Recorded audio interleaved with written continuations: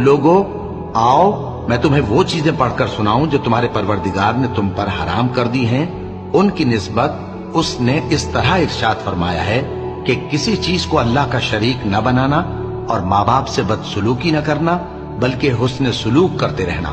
اور ناداری کے اندیشے سے اپنی اولاد کو قتل نہ کرنا، کیونکہ تم کو اور ان کو ہم ہی رزق دیتے ہیں، اور بے حیائی کے کام ظاہر ہوں یا پوشیدہ ان کے پاس نہ پھٹکنا، اور کسی شخص کو جس کے قتل کو اللہ نے حرام کر دیا ہے قتل نہ کرنا مگر جائز طور پر، یعنی جس کا شریعت حکم دے۔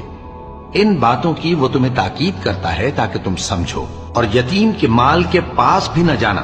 مگر ایسے طریق سے کہ بہت ہی پسندیدہ ہو،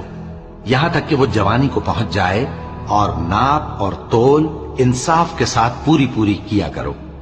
ہم کسی کو ذمہ دار نہیں بناتے مگر اس کی طاقت کے مطابق، اور جب کسی